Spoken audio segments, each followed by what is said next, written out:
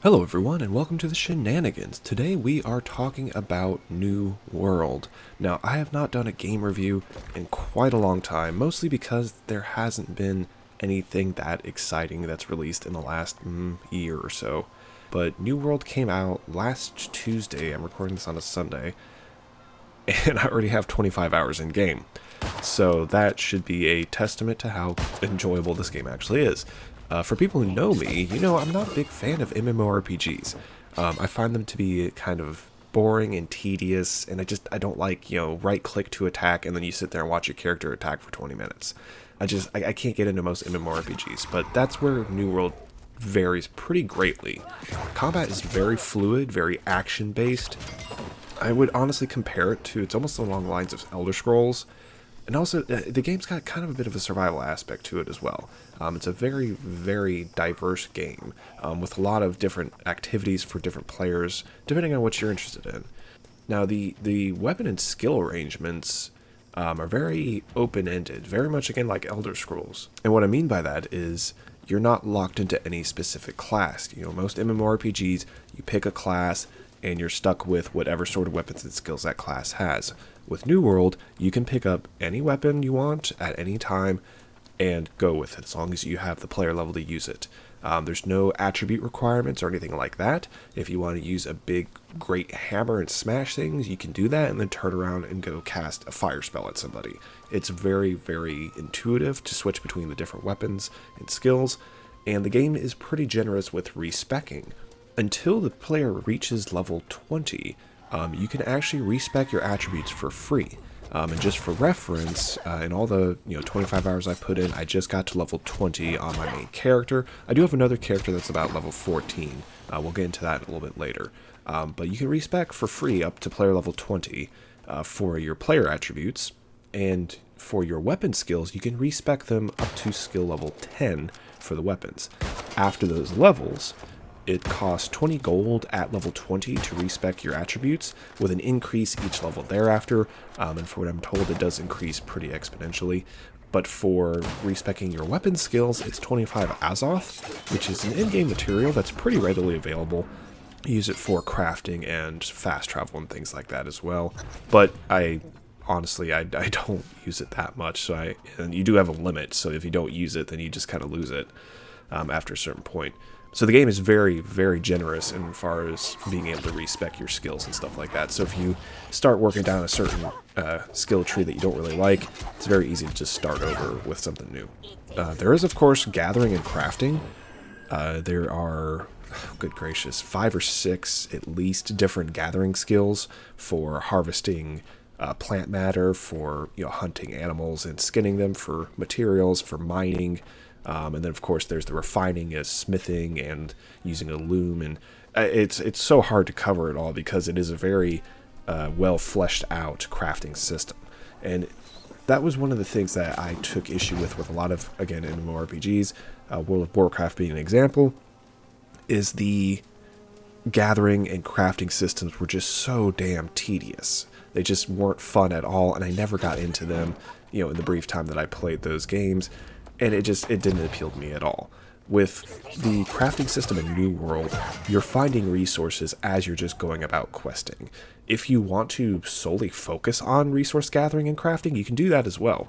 The resources are pretty readily available. As you level up, you gain the ability to track certain resources as well to make it a little bit easier for you. But I found that as I'm questing, I'm running into these resources anyways, as far as the more common resources go. Obviously, the higher tier, rarer resources are going to be harder to find, but even then, I'm finding some, top tier resources just randomly in the environment. And some of them you can collect even at, lower levels. Now, one of the things with the game currently, because it is so popular, people are kind of hoarding some of the resources. They're sitting out camping these areas where they respawn, and some of the resources are a little bit harder to get than other, iron being one of them. But like I said, honestly, if you just go on your quests, eventually you're going to run into some iron or whatever material you need. Saltpeter is a big one for my character because I like using the musket, and so I have to craft my own bullets basically for it. And saltpeter is one of the main ingredients in gunpowder, which In the beta, it was harder to find, honestly. I've been pretty fortunate since the game is released, and I've been able to make plenty of ammunition for my musket. So it's, you know, as rare as some of these resources are, as much as some of the players are hoarding them, I still find it easy to get the resources I need, which is, again, a nice, refreshing change from a lot of other MMOs that I've played. Now, I'm not into PvP much at all, but this game makes it very simple to PvP as much or as little as you like, with the faction system, in addition to the traditional guild or companies, as they call it, system in this game. So when you get into New World, as you play through the storyline, you eventually get to like one of your first major towns, and they have you talk to the different factions and kind of learn a little bit about them and choose to join one if you want to. I'm not sure if it's actually required to join one. I think you might have to in order to progress the main storyline. But what's nice is that you get bonuses regardless of which faction you sign up for. They all have their own like materials and quests and stuff. And the quests that they offer are divided into PvE and PvP. So again, if you don't like PvP like me, you don't have to at all. The game is very generous with the amount of resources that it gives you, faction currency to buy faction armor and weapons through the PvE system. That being said, the PvP quests do offer significantly higher materials, but as my friend helped me discover, the PvP quests don't necessarily require any actual PvP combat. I played PvP for about 15 minutes, and by that I mean you turn on your PvP flag, so when you exit a safe zone, you have 30 seconds and it cools down, and once it cools down, you're free to be attacked by anyone else who's PvP and not in your faction. So we went and we did, I think it was 3 quests, very easily within a reasonable distance from one of our safe zones.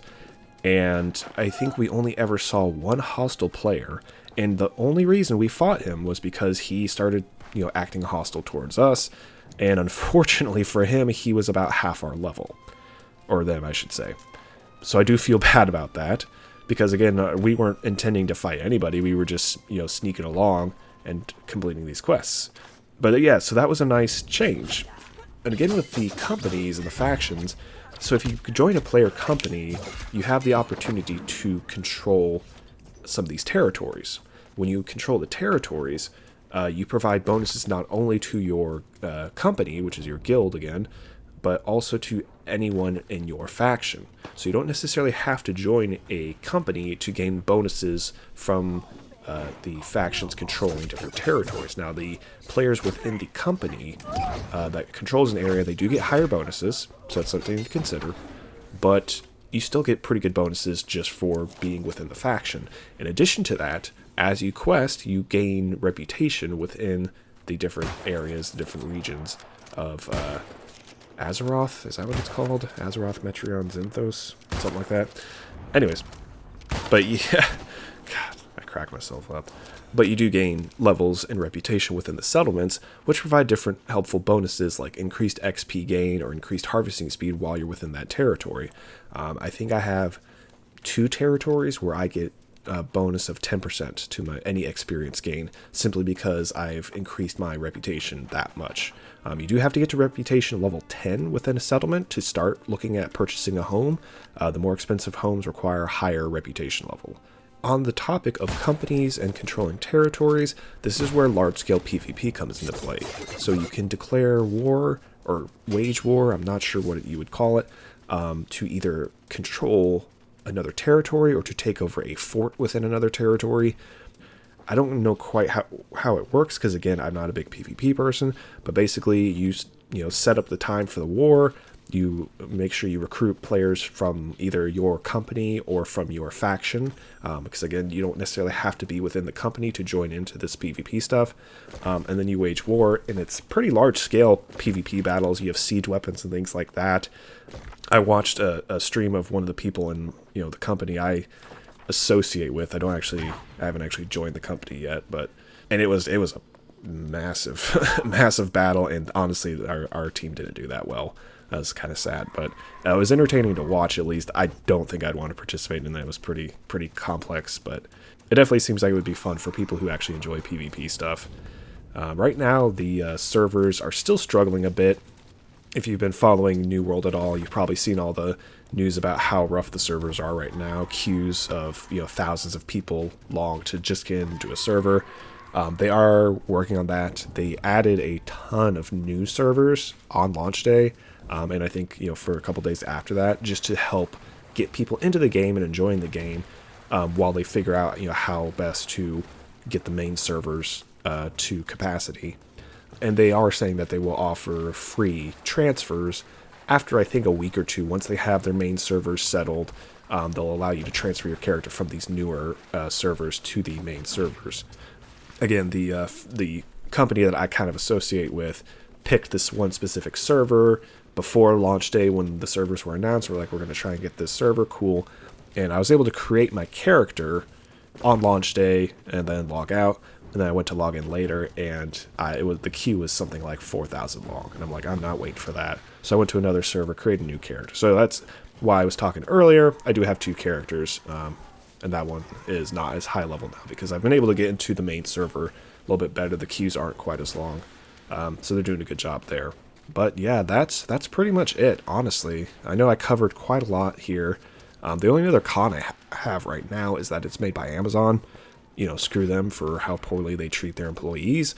But I gotta be honest, I can't deny this is a fantastic game, and I highly recommend people try it. Like I said, I'm not a big MMORPG person, but this one hits all the right spots for me.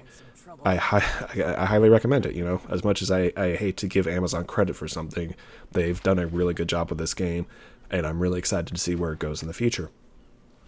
So let me know what you guys think of New World in the comments below. Have you had a good time with it? I know some of you probably have struggled getting into your servers, but, like I said, they are working on that, and that will become a lot easier in the near future here. So anyways, thank you guys so much for watching, and we will see you all in the next video.